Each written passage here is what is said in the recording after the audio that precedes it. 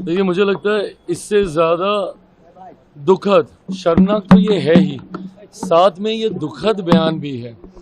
अगर देश के एलओपी लोकसभा, नेता प्रतिपक्ष लोकसभा की खुद की सोच ऐसी है, जो कहीं ना कहीं सदन में विपक्ष का नेतृत्व कर रहे हैं, वो अगर हमारी सेना को जात पात धर्म मजहब में बांट कर देखने का काम कर रहे हैं, तो इससे ज्यादा लोकतंत्र के लिए दुखद और कोई बात नहीं हो सकती। जैसा मैंने कहा कि ये बयान तो शर्मनाक है ही, मैं उसमें जा ही नहीं रहा, पर सोचिए कितनी भावनाओं को आपने ठेस पहुंचाई होगी। आज जो व्यक्ति सरहद पर खड़ा होगा हम लोगों की सुरक्षा के लिए, आज वो पहली बार सोच रहा होगा कि मेरी जाति क्या है या मेरा धर्म क्या है, जो उसने आज तक किसी भी देशवासी को बचाने के लिए, उनको नहीं पता भैया कि सरहद पे अगर वो सुरक्षा कर रहे हैं तो वो हिंदू की कर रहे हैं, मुसलमान की कर रहे हैं, अगड़ा की कर रहे हैं, पिछड़ा की कर रहे हैं, दलित की कर रहे हैं, महादलित की कर रहे हैं। और आप सेना को भी आप इसमें बांटने की आप सोच रखते हैं, जिन्होंने बिना जात पात धर्म मजहब देखे हुए देशवासियों की रक्षा करने का काम किया। और अगर आपको इतनी ही चिंता है राहुल जी, तो बता दीजिए ना कि देश की सत्ता में लंबे समय तक कौन था शासन में भैया? आप, आपके परिवार के लोग थे ना। अगर आपको सत्ता में भी, अगर आपको सेना में भी जाति के आधार पर अगर आपको विभाजन करना था तो करवा देते। नेहरू जी थे, आप ही के परिवार के थे, इंदिरा जी थी, आप ही के परिवार की थी, आपके खुद के पिताजी मंत्री प्रधानमंत्री रह चुके हैं, उनसे आप करवा देते।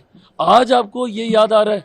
चुनाव में मैं समझता हूं कई बार हताशा होती है, निराशा होती है, कई बार आप ऐसी बातें बोलते हैं जिससे ध्रुवीकरण हो, बट एक मर्यादा हमेशा रखनी चाहिए।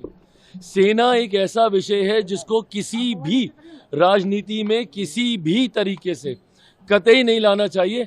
आज राहुल गांधी जी के इस बयान ने ना सिर्फ मौजूदा जवानों को, सैनिकों को अपमानित करने का काम किया है, बल्कि हर वो शहीद जो सरहद पर हम लोगों की रक्षा करते हुए शहीद हुए हैं, आज उनकी भी आत्मा को ठेस पहुंचाने का काम राहुल गांधी जी के द्वारा किया गया। यादव ने एक वीडियो शेयर किया है जिसमें अररिया में एक ब्रिज कोलैप्स कर गया है। एक सभा हुई थी आरजेडी का, उसमें घटना को लेकर जाना गया है, चुनावी सभा है वो भी आरजेडी की।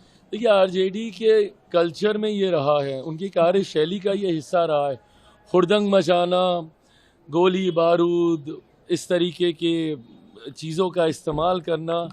ये वही 90 के दौर के ही है ना, जिस जंगल राज की हम लोग बात करते हैं।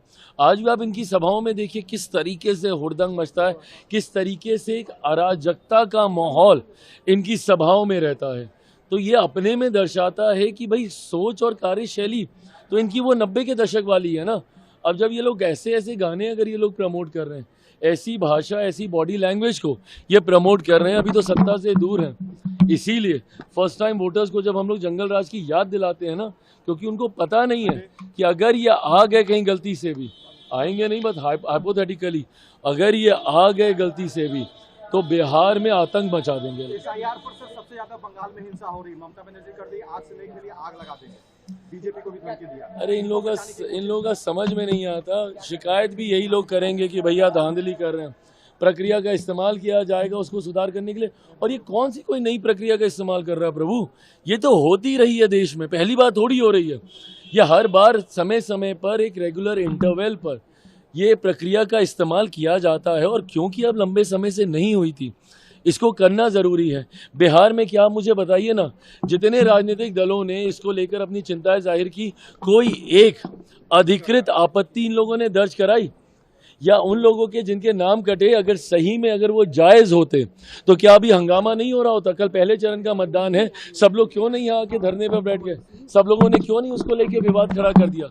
भाई एक सामान्य प्रक्रिया का इस्तेमाल किया जा रहा है और ढंग से किया जा रहा है। एक बात तय है, एक बात सुनिश्चित हो, और इसके लिए मेरी सरकार प्रतिबद्ध है कि किसी भी घुसपैठिए को, जो भारत का नागरिक नहीं है, किसी भी कीमत पर उसको भारत के सबसे बड़े अधिकार, मताधिकार का दुरुपयोग कतई नहीं करने दिया जाए। इसलिए अपने भाई को वापस कर लिया आरजेडी प्रत्याशी के सामने से। अब डर है या क्या, बट ऐसे फैसले कहीं ना कहीं आपको बैकफुट पे तो दिखाते ही है ना, कि आप एक फैसला लेते हैं और फिर आप उसको विड्रॉ करते हैं, तो ये दर्शाता है कि आप बैकफुट पे हैं। तो ये दर्शा रहा है कि वो घबराए ही है।